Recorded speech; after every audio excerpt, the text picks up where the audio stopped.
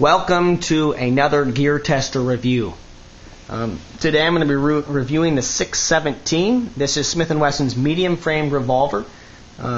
Many of them are chambered in 357 Magnum, 38 Special. This particular one, the 617, is chambered in 22 long rifle.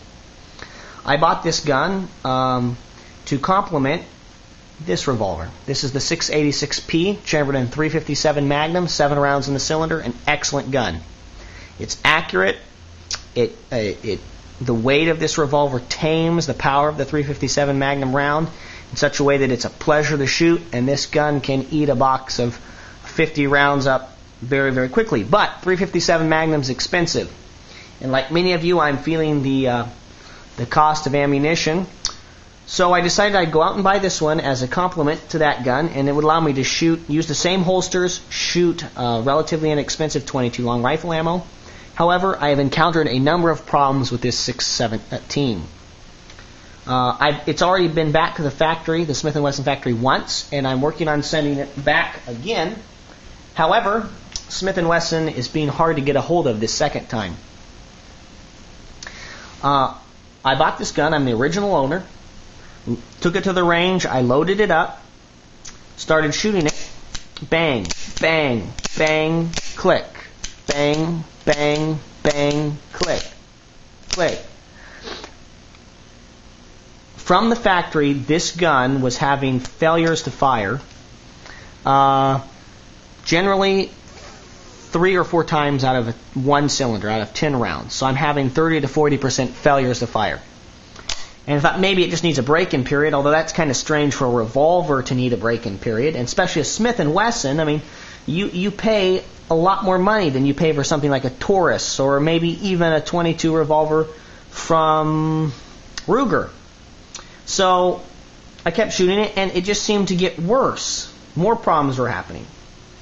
More failures to fire. And I also noticed that after 50 or so rounds, the cylinder would lock up tight so that I couldn't actually get it out, and I'd have to work on it.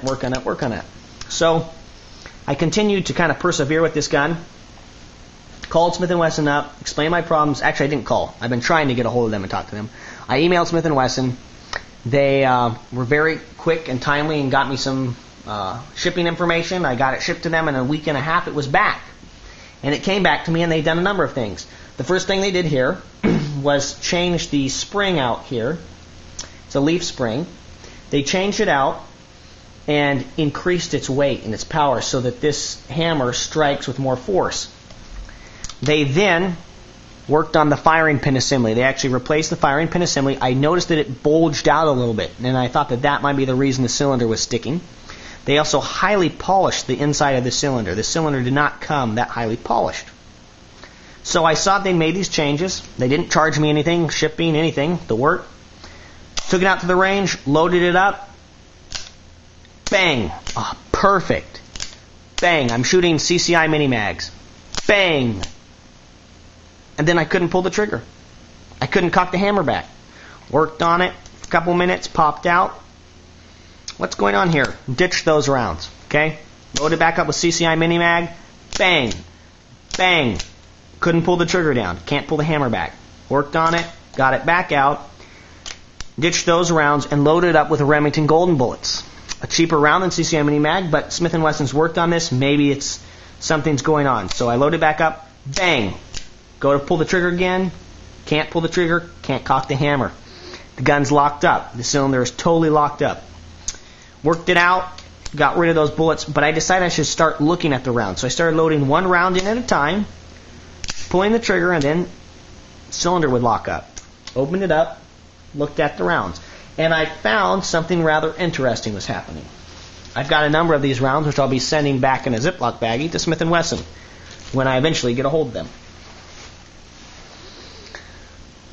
I'm going to be using a 357 round just as an example to show you what was happening with the 22 rounds. My camera is not as high quality as I would like. And let me explain here. Today I'm going to be using my Spyderco Persistence as a pointer. What was happening here, if this was the 22 round, this revolver fires and the firing pin strikes the 22 rim here. On the opposite side of this cartridge, it was bulging. I could fire generally 3 or 4 CCI mini mags before this cylinder would jam. And I believe that's because CCI uses a higher quality brass, more expensive brass, which is stiffer. So that meant that it didn't bulge as much. Okay, the firing pin fires here, and there's a bulge created here. What's happening here? Firing pin strikes here, and it's bulging out into this area. The cheaper ammunition is obviously using a cheaper brass, which means that it bulges much more significantly. This bulge comes out here, and it locks the cylinder closed immediately with a golden bullet. A Remington golden bullet locks this thing solid, and it takes 5 or 6 minutes to just kind of work it out. That's 1 round. Okay, this gun has become a one-shot wonder. At least I was getting 60 to 70% reliability with this gun originally, even though it was misfiring. Now it's a piece of junk if it's going to be that way, but at least I was getting that. Now, after going back to the Smith and Wesson factory, I have a one-shot wonder. I can fire 1 round, and it takes me 5 minutes to reload. I mean, this is a $700 gun, and I'm particularly peeved because I can't get a hold of Smith and Wesson. I want to explain to them my individual circumstances and talk to them. I'd really, at this point, I have no faith in this revolver. I don't want to ever see this revolver again or this serial number. I want a brand new revolver. In some ways, I'd almost prefer to have my money back, or for Smith & Wesson to be nice enough. I mean, these 2 guns are in the same exact price range.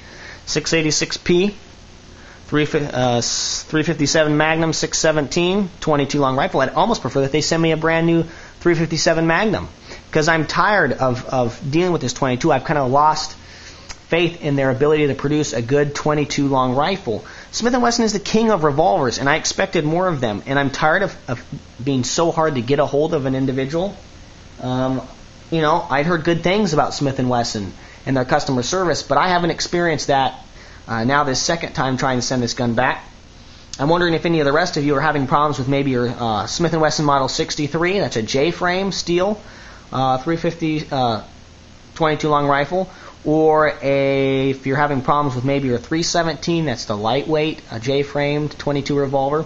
I'm wondering if maybe Smith & Wesson has this problem on a regular basis with their 22 offerings in the revolvers, or if I'm just kind of an isolated incident. So, feel free to comment on this video. This has been another Gear Tester Table Talk review.